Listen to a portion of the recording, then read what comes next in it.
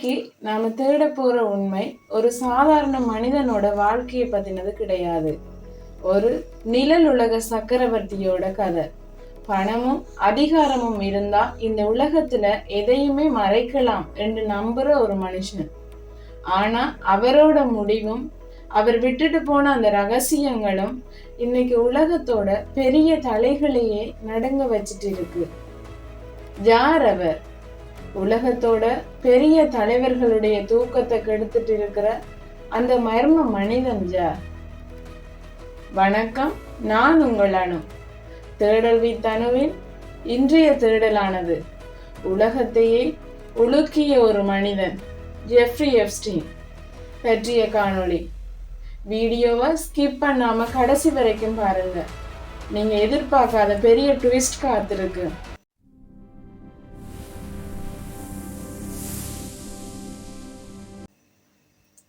எல்லா கதைகளும் ஒரு முற்றுப்புள்ளியில தான் தொடங்கும். ஆனா இந்த கதையே ஒரு புதிர்ல தான் தொடங்குது. ஒரு குடும்பத்துல 1953 ஒரு மிடில் கிளாஸ் குடும்பத்துல பிறந்த பையன் எப்படி இந்த உலகத்தோட டாப் நம்பர் 1 பணக்காரங்க வரிசையில வந்தனன்னா. எப்ஸ்டீன் ஒரு கணித மேதை. ஆனா காலேஜ் படிப்பை முடிக்கல.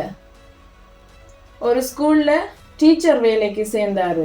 ஆனா ஸ்கூல் மாணவிகள் கிட்ட தப்பா நடந்துகிட்டதா புகார் வந்ததும் அங்கிருந்து வெளியே வந்துட்டாரு. அடுத்த 2 வருஷத்துல வால் ஸ்ட்ரீட்டுக்குள்ள நுழையிறாரு. பங்கு சந்தையில அவர் விளையாடின விளையாட்டுகளும் அவர் பிடிச்ச பெரிய கைகளும் அவர் அசுர வேகத்துல வளர்த்து விட்டுச்சு. தொடர்ந்து உலகத்தோட டாப் பில்லியனர்களுக்கு பிடிச்சமான ஒரு ஆளா மாறினாரு. ஒரு கட்டத்துல அமெரிக்காவின் ரீட்டைல் ஜாம்பவான் லென்ஸ் வெக்ஸ்டர் கிட்ட பவர் ஆஃப் அட்டானி வாங்கினாரு. அதாவது ஒரு கோடீஸ்வரரோட மொத்த அதிகாரமும் எப்ஸ்டீன் கைக்கு வந்தது. அங்கிருந்துதான் எப்ஸ்டீனின் நெக்ஸ்ட் லெவல் ஆரம்பிச்சது. அவருக்கு தெரிஞ்ச கேம் ஒண்ணுதான். அதிகாரத்துல இருக்கிறவங்களை வளைக்கணும்னா அவங்களோட ரகசியங்களை நாம கையில வச்சிருக்கணும். இப்ப நாம பார்க்க போகிறது இந்த கதையோட மிக இருண்ட பக்கம். கரீபியன் கடல்ல எப்ஸ்டீனுக்கு ஒரு தனி தீவு இருந்துச்சு. அங்க 600 கோடி ரூபாய் பெருமதியான மேன்ஷன் பிரைவேட் ஜெட் இருந்துச்சு. அங்க இருந்தது தான் எப்ஸ்டீனுடைய ஆடம்பர வாழ்க்கை ஆரம்பிச்சிச்சு. ஆனா இந்த வளர்ச்சிக்கு பின்னாடி ஒரு இருண்ட பக்கம் இருக்குதுன்னு அப்போ யாருக்குமே தெரியாது. எப்ஸ்டீன் கிட்ட ஒரு பிரைவேட் ஜெட் இருந்துச்சுன்னு நான் ஆரம்பத்திலேயே சொன்னேன். அதுக்கு பேரு லோலிடா. இந்த பேருக்கு பின்னால் ஒரு வக்கரமான அர்த்தம் இருந்தது. அந்த விமானத்தில் வந்தவங்க யார் தெரியுமா? உலக நாடுகளின் அதிபர்கள், கோடீஸ்வர பிசினஸ்மேன்கள், ஏன் ராயல் குடும்பத்து இளவரசர்கள் வரைக்கும் இந்த பட்டியல்ல இருந்தாங்க. அந்த தீவுல வந்தவங்களுக்கு என்ன மாதிரியான சேவைகள் வழங்கப்பட்டுச்சு? 18 வயசுக்கு கீழே இருக்கிற 100கணக்கான சிறுமிகள் அங்கே கடத்திட்டு வரப்பட்டு மசாஜ் பண்ற வேலைன்னு கூட்டிட்டு வந்துட்டு அந்த பெண்களோட வாழ்க்கை அந்த தீவுக்குள்ளேயே சிதந்து போச்சு. இந்த எப்ஸ்டீன் ஒரு மிகச்சிறந்த பிளாக்மெயிலர். அங்க வார ஒவ்வொரு விஐபியும் என்ன பண்றாங்க என்பதை ரகசிய கேமரா மூலமா ரெக்கார்ட் பண்ணி வச்சிருந்தாரு. அதுதான் அவரோட பாதுகாப்பு கவசமாகவும் இருந்துச்சு. தொடர்ந்து 2008 எப்ஸ்டீன் முதல் முறையாக போலீஸ் கிட்ட மாட்டிக்கிட்டாரு. அவருக்கு எதிராக கம்ப்ளைண்ட்ஸ் வந்தது. ஒரு சாதாரண மனிதனா இருந்தா ஆயுள் தண்டனை கிடைச்சிருக்கணும். ஆனா இங்கதான் பணத்தோட பவர் விளையாட ஆரம்பிச்சிச்சு. ஆனால் அமெரிக்க நீதிமன்றம் ஒரு விசித்திரமான தீர்ப்பை கொடுத்துச்சு. ஒர்க் ரிலீஸ், அதாவது பகல் நேரத்துல தன்னோட ஆபீஸ்ல போய் வேலை செய்யணும், இரவு நேரத்துல கட்டாயம் வந்து ஜெயில தூங்கிடணும்.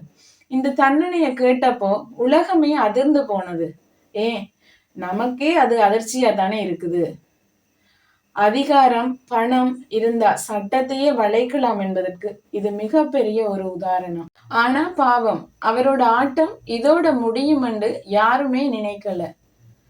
2019 ஜூலை மாதம் எப்ஸ்டீன் மறுபடியும் கைது செய்யப்படுறாரு. இந்த முறை தப்பிக்கவே முடியாத நிலைமையா மாறுது. எப்ஸ்டீனுடைய வீட்டிலிருந்து லட்சக்கணக்கான ஆவணங்கள், வீடியோக்கள் போலீஸ் கையில சிக்குது. இந்த வீடியோக்கள் மட்டும் வெளியே வந்தா உலக அரசியலையே தலைகீழா மாறும் நிலைக்கு வந்துச்சு. ஆனால் ஆகஸ்ட் 10 காலை ஒரு செய்தி வெளியாகுது.